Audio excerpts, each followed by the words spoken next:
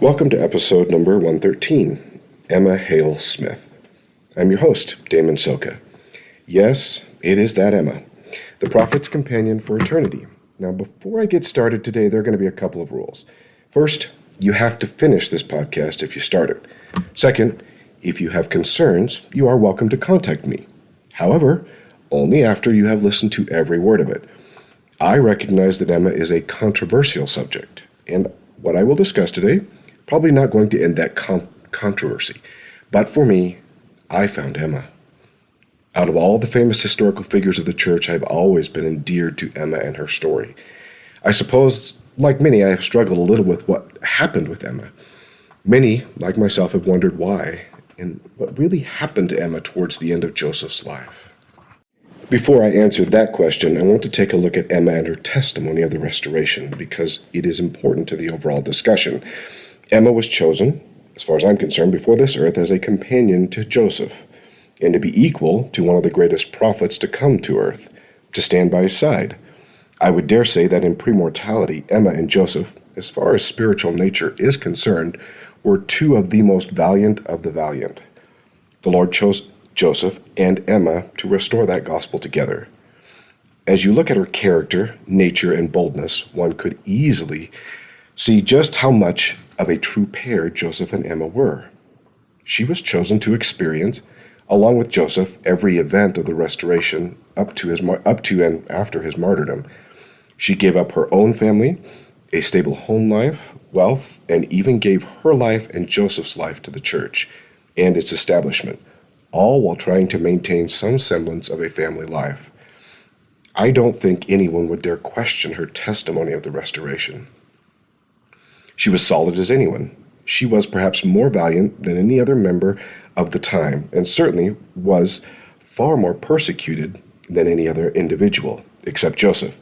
And yet, his pains were her pains. Her testimony was never in doubt for me, and that is important as I work through what I will say today. I don't think her testimony ever wavered, even during the time frame of plural marriage, Joseph's martyrdom, and Brigham's disagreements. She was simply suffering from a very difficult illness.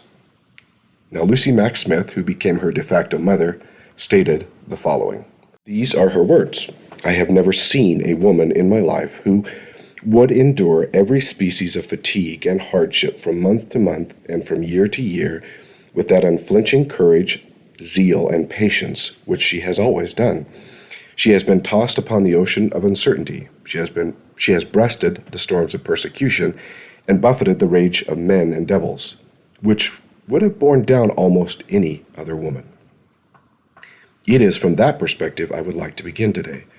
I am not going to rehearse the history of Emma Smith, as you can find that out for yourself in the several books that are written. The facts are for me that Emma possessed a very solid testimony, of which we discussed, that had been tried in the refining fires of adversity. She was chosen before this world to hold a particular place in the restoration of the church, and would sacrifice as Joseph did for its rise from obscurity. She suffered with Joseph until his death and after. We do know that she did not go west with the saints, and of course she had some disagreements with Brigham. She also had some concerns about plural marriage. Now, I'm not going to rehearse all the issues that they had or she had. I could do no better than what is already documented. But I am going to try to add some perspective to what occurred, and in so doing, hopefully shed sufficient light upon the perhaps origins of Emma's actions that will allow for understanding and, in the end, hopefully, more mercy towards Emma. Over the last couple of weeks, I have read various accounts of Emma because I wanted to understand her. That's really just who I am. I wanted to understand why and what caused her to make the decisions she did. Now, of course, with historical figures, that can be difficult, as everything is secondhand, except for her own writings, which actually were very few. As I read the accounts of her and Joseph and the later concerns with Brigham and plural marriage, I started to notice some patterns that I had not seen previously before when I had read about Emma. But strangely, I had seen those exact patterns in myself. The more I read, the more I was convinced that Emma suffered crippling depressions and anxiety, perhaps along with some bipolar episodes. I began to realize why I had been drawn to Emma. She and I had something in common. We both suffered from these terrible illnesses. Now, I get it. I'm a man, she's a woman, but the things she did at certain times and several of her characteristic patterns appear so close to my own experience that I was actually almost shocked upon reading them. When I began to look at Emma from the perspective of perhaps bipolar or deep depressive anxiety-laden episodes, what I saw was a valiant servant of the Lord struggling to find her footing and acting in ways that were very explainable if one could see the illness in the background. I realize that the idea is going to be controversial, and that, of course, I might be wrong, but for me, I found Emma, a powerful servant of the Lord, crippled with emotional difficulties. So today I am going to lay it out for you. I'm going to lay it out directly as Emma would have. I hope to show that Emma had good reasons for what she was doing if you simply take her life and live it as though she had crippling depressions with anxiety or even moderate to severe bipolar. Now, what does this say about her? To me, she becomes legendary status. To have suffered with Joseph under normal emotional circumstances would have been exceedingly difficult, but to do it under the burden of depression, anxiety, and possible mania? She becomes all the more valiant and dedicated, even in what some might term her failings. Now, we don't have Emma here with us, so this will never be definitive, but I would like to lay out the case as to why her decisions do make perfect sense, and why, in my opinion, she deserves the highest of praise and respect, even while staying in Nauvoo. Even her decision to stay can be almost perfectly explained based on just a few assumptions of mental illness. In the end, when I see Emma struggling to find her footing before, during, and after the martyrdom, I see Emma suffering with one of the most difficult illnesses to ever come upon man and woman. So here's the case. I'm going to talk about patterns of Emma's life based on a variety of sources and use those experiences to explain why it makes sense that she was suffering.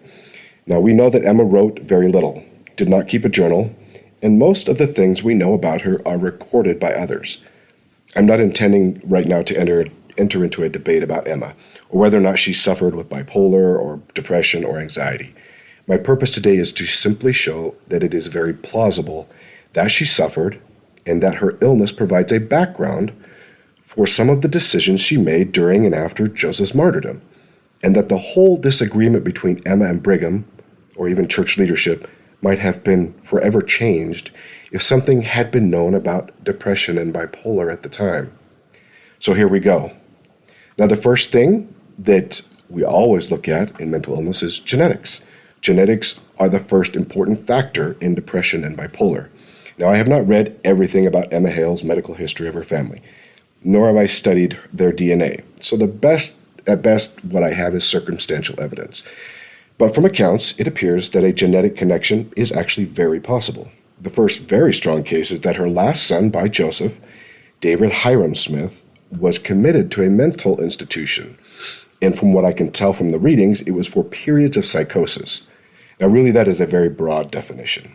It could have been anything from bouts of serious depression to severe bipolar and who knows what else. What is important was that it was determined to be a mental illness during a time when little was known about these types of illnesses. During this time frame in our country and the world, most individuals would have suffered mental illness under the radar, unless it was very serious. So in addition to her son, we can also note the changing demeanor of her father from time to time. Now, while moodiness is not necessarily a sign of mental illness, it certainly could be based on the time frame. While not all depression, and of course bipolar is of genetic origin, bipolar and some clinical depression and anxiety does have strong genetic connections. Science has been able to prove that, so much so that it is one of the questions asked by psychiatrists and psychologists when discussing symptoms with their patients. When you consider the psychosis of her son David Hiram, Joseph's last son, her father's moodiness, and her own patterns, it is very plausible that her genetics contain the necessary elements to provide for her difficulties. Now, when we talk about Emma, the first thing I want to note about Emma is that she did not provide a journal or a history. Now, I'm going to start with that evidence that seems to be so simple it just might be overlooked. But it was a sign for me that Emma might be dealing with something behind the scenes that she really didn't want to remember. Emma did not leave a record. She did not write a journal or really any type of a history. That actually seemed a little strange for me at first. I realized that not everyone keeps a journal or a record. Emma was educated, though, and she knew that keeping records were important. She also, in some ways, understood how important she was to the church. So this part of her life appears somewhat out of character for her, although it was eerily familiar to me. I don't keep a journal either. The why for me stems from my journal experience. I did write for a time obediently. However, upon rereading what I had written, at a later date, of course, all of my memories would come flooding back. There were memories in those books that I'm never going to open again because of the deep emotional difficulties and trauma, and because I simply didn't want to feel and experience those moments ever again. Many people who have mental illnesses don't keep journals for this very reason. We capture difficult emotional phases in those journals, and they bring back memories we simply don't want to recall. The second evidence I'm going to talk about with Emma is called a codependency. Now, Emma did write to Joseph, and there were times when she couldn't seem to get pen to the paper.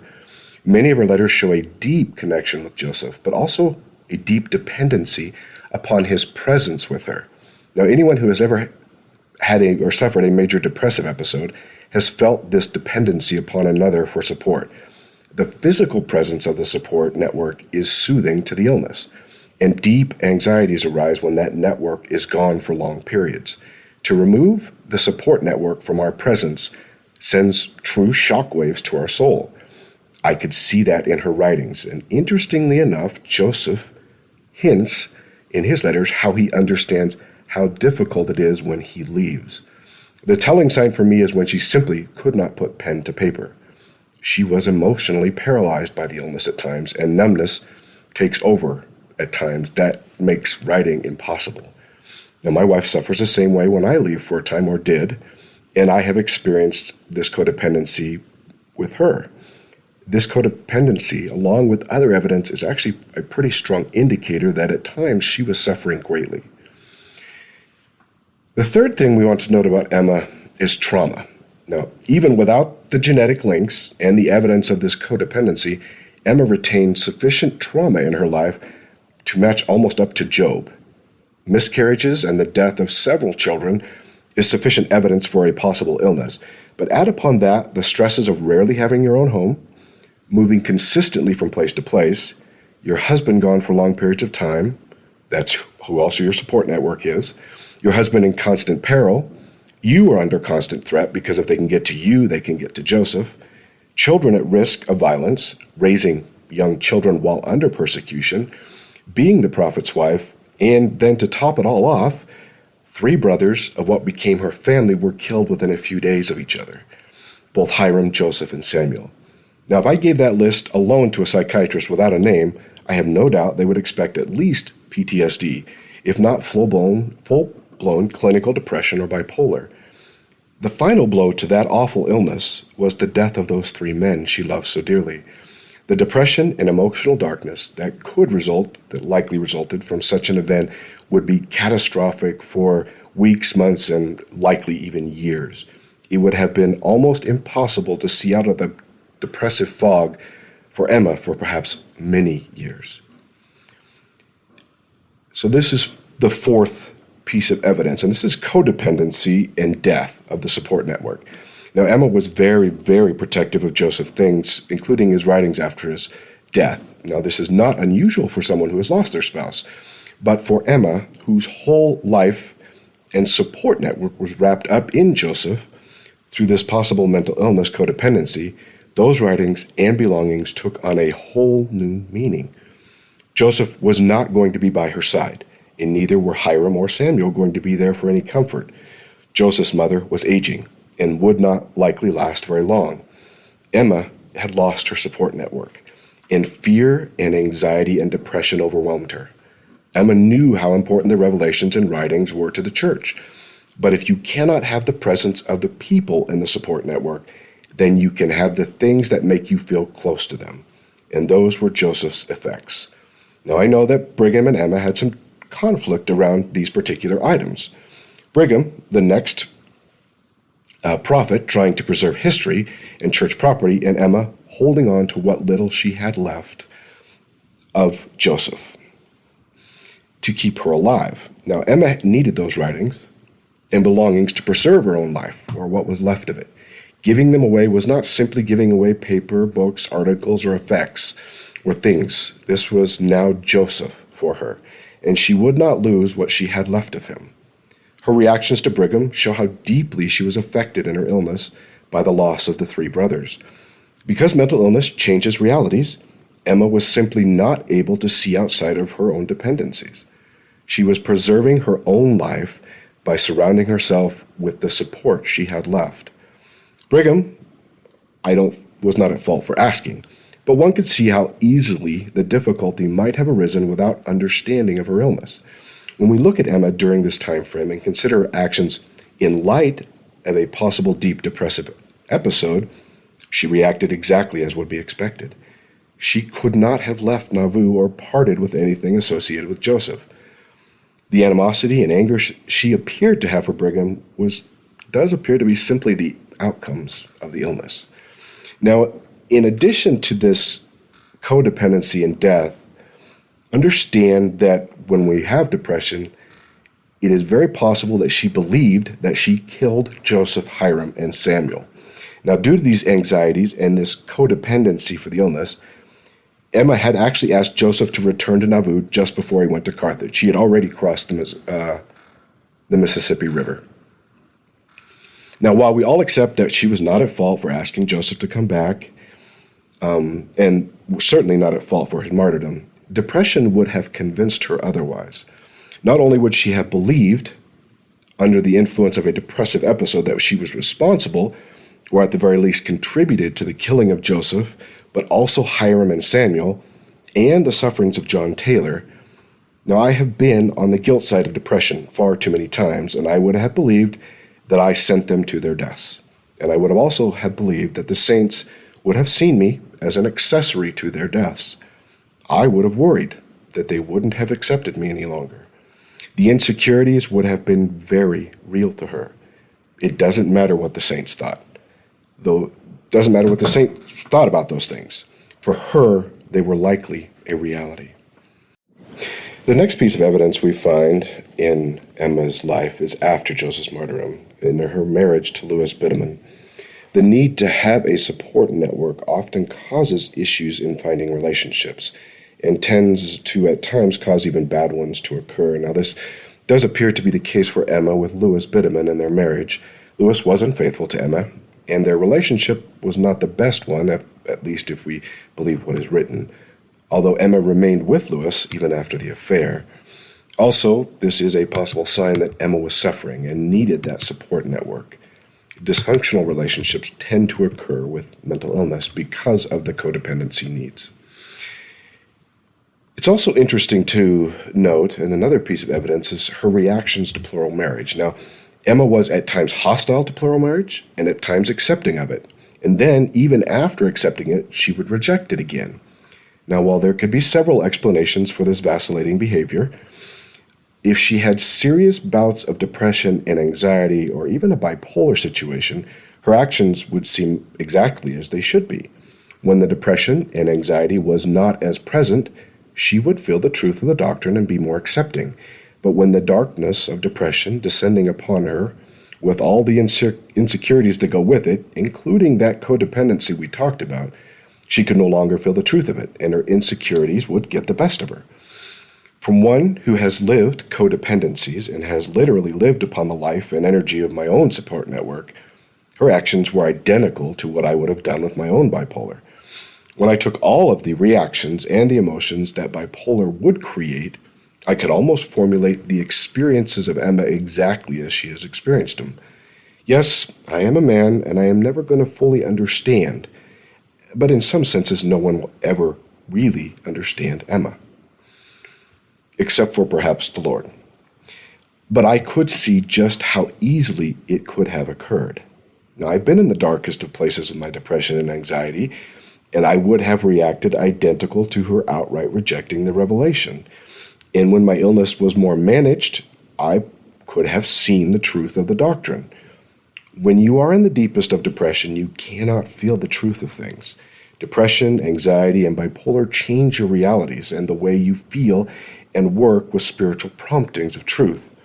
When I see Emma vacillating from acceptance to outright rejection and back again, I simply see the swings of a bipolar or even depressive episodes. The final note in evidence that I will talk about today is called cycling. Through the various books I read, it noted specifically that Emma would at times work herself to the bone and then be sick for several weeks.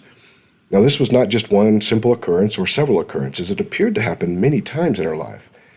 If you were to explain outwardly the appearance and symptoms of bipolar, this is how it would be described. The energy to work in plenty during the mania, and then the sickness descending upon the person for several weeks, only for that cycle to repeat itself.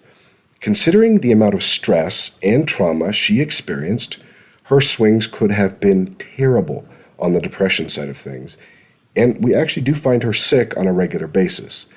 I have spoken on these podcasts much about feeling physically sick and worn out because of bipolar symptoms. Emma was at times frequently sick, and often after traumatic events.